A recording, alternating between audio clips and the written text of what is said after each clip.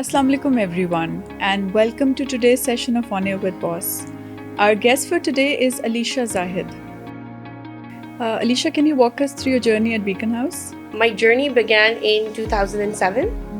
That is when I was in 4th grade and I joined Beaconhouse with my sister. So I moved a lot of branches.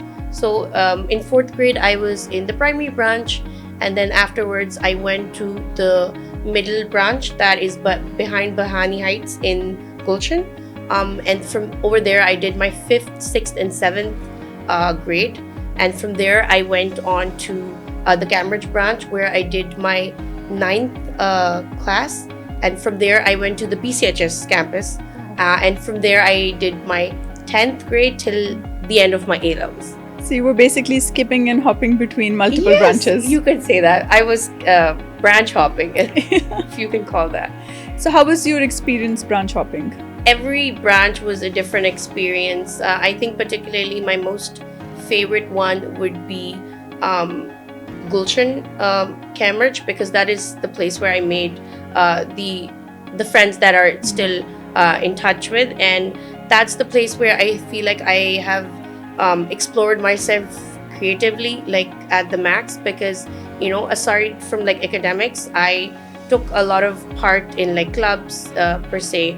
You can say elocutions and debates, and like my most favorite thing, theater.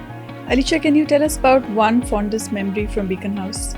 I have like naughty memories, I would say, then fond memories. I think it was like the last period, and we had come back from, I think, our PE period, and so it was like a pattern that was occurring since like the past week, that every time you would come inside the class, and how you would have like these sort of sub desks below your desk, yes, where you would keep like your pencil box and all. So under any of like the desks, you would find like a female sweater in one of like the guys' seats, right? And then so we just make like a laugh out of it, and then somebody would take it out and just throw it as if it had germs on it. So that day, we found the sweater again in one of the boys' below their desks. So he took it out and he said, "Oh my god!" And then he started throwing it around to all of us, and it just became like a game of catch, right? So like it came to me, the sweater came to me, and then I threw it at my friend in the direction, and so she ducked, and suddenly, I don't know, out of nowhere, our Urdu teacher appeared, and so the sweater went right over her head. Oh my god. And it just hung, it was hanging from her head. And then, so she took it off, and then she looked me dead in the face, and she said, "Alisha, principal's office." And then I was saved by the bell. Alisha, were you part of any clubs in school? I was part of a lot of clubs in school. I was a very chatty kid, and I would always find reasons to go out of the class. So I was very good at elocutions and debates. So I was always part of that. And how you would have those class assemblies. Every class would be allotted like an assembly. So I would always be at the forefront of it. The club that I enjoyed the most was theater, because I have always been a theater kid since a child. So I did theater from 4th grade till A-levels. Yeah. So then also our group of friends from like different sections from Beaconhouse, we also went on to take part in like the IBA Enigma competitions. Okay. And we also won like 1st and 2nd place 2 years in a row.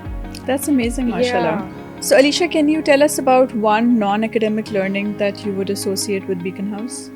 There was a lot of leadership skills that I developed, and there's a lot that you tend to learn about people, analyze what strength a particular person has, and then to take that forward instead of like so to give them something that they're good at. So Alisha, if you were supposed to describe your school experience in 3 words or phrases, what would you choose?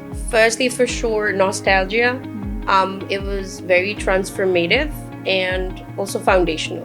And why did you opt for those 3 words? So obviously nostalgia. School time is a very wonderful time in every individual's life, where you explore so much about yourself as an individual, how you are as a student, as a friend. There's a lot of learning there. So I think that's where the word transformational also comes, because it taught me a lot about not just academics, but outside from that. And then foundational, because obviously that Beaconhouse definitely is a school that sort of keep me grounded, in the sense where not just academically, but sort of help me develop my personality that I still take forward to this day. So Alisha, what kind of student were you? A good student. I was always above average, because that is what I tried to be, like to excel at the max that I could in all roles in school, whether it was extracurricular activities or academics. But so it also depended on, like, there would be days when I would be always sitting in the front row, and if I didn't feel like it, so I'd be sitting at the back with my friends as like a backbencher. So Alisha, naughty or nice? I'd say a bit of both. Yeah. Is there any one naughty incident that you can tell us about? There was a time when I was in 8th grade, and so our class window would overlook the girls' bathroom, and obviously our teacher had told us that the girls should only be sitting at that side, because the girls' bathroom did not have like a roof over it, right? So obviously the cubicles did, but like the basin washing area was obviously open, so like anybody could come and OC you from there.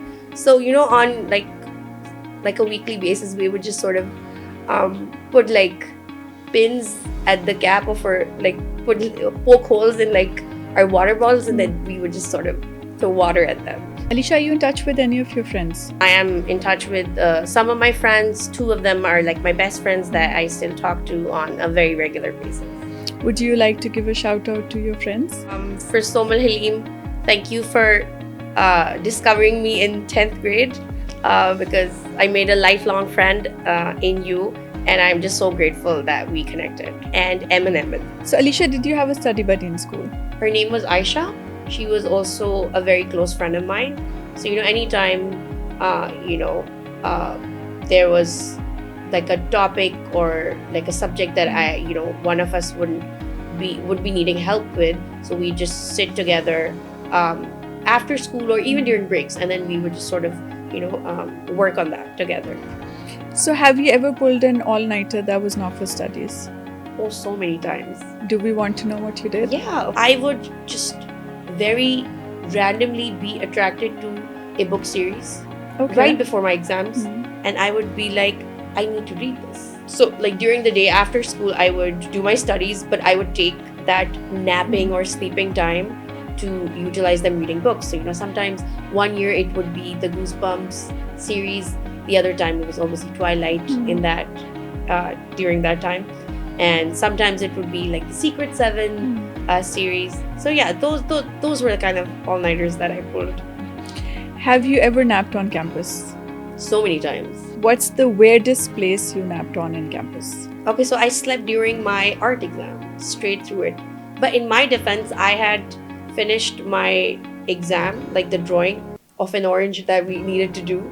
So I completely, because I was a very artsy kid, I loved art period so much. Like most of the time, the rest of the kids in class, they would consider the art period as a free period, because they'd be chatting, and I would be just taking everyone's sketchbook. Oh, give me your sketchbook, I'm gonna do your drawings, because I loved doing them. Is there one canteen snack that you miss till date?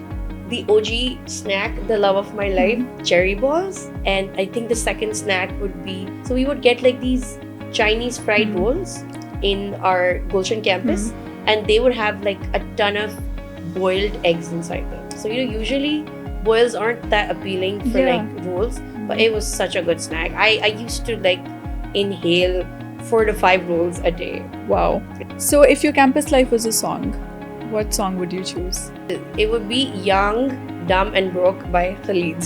So Alisha, if you got hold of a time machine and you could travel back in time, is there something that you would do differently?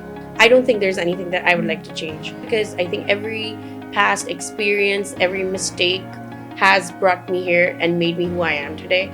If I do have a time machine, I would use it for, not for my life, but for in a different manner, to like be teleported to like those cartoon worlds, whether it was Disney, it was Nickelodeon, it was Cartoon Network, because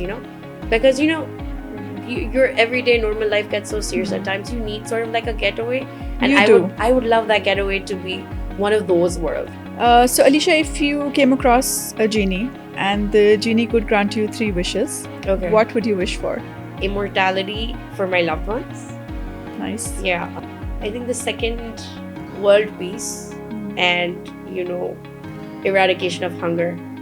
And then the third would essentially be, I think I mentioned it in the last question, access to otherly worlds, as like a getaway from whenever I want. Alisha, how has Beaconhouse shaped your professional journey?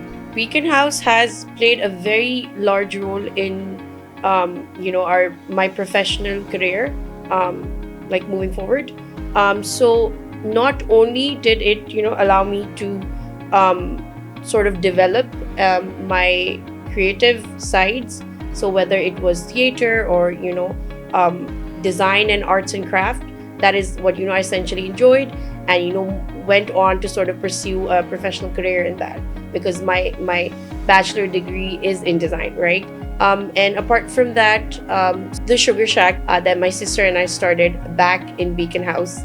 So I think it goes without saying that when we think about our bakery, our business, Beaconhouse comes hand in hand, because it is the place where we essentially launched our business, and the people around us, our teachers, our fellow mates, they were the ones who were the first ones to support us. Not only our teachers, but our principals, they were so supportive. Beaconhouse was also the place where we had our first bake sale. So that was our first commercial launch, and then people came and then they bought from us. So Beaconhouse really gave us a lot of confidence in our professional life even before we had started it. Alisha, what's one myth about your profession that you would like to debunk? Specifically, baking a cake is very easy, and that customization of a particular piece should not be that pricey, and that anyone can do that. And then what people don't understand is the amount of hard work, time, and literally all-nighters that go inside creating a particular piece for a particular client. So that is what is something that I'd like to tell. Alisha, who is the unsung hero of your life? My parents, for sure, mostly, but particularly my father, because he has always been one of the most supportive people in our life, like not only for me but for my sisters growing up, and whatever interest that my sisters and I particularly had growing up, he was very supportive of that, and he never told us that anything was impossible to achieve. Alisha, what's one message that you would have for the current students of Beaconhouse? You would never know more things about you unless you try them. So for me, becoming a baker was something that I had never imagined in my wildest dreams, and it just ended up being my career. So it's super important to try out different things, even if you think you're not good at them, because you never know what you might end up enjoying and discover what you're good at. Thank you so much, Alisha, on joining us for today's session of On Air with Boss. It was an absolute honor to host you today, and I had a lot of fun. Likewise, thank you so much.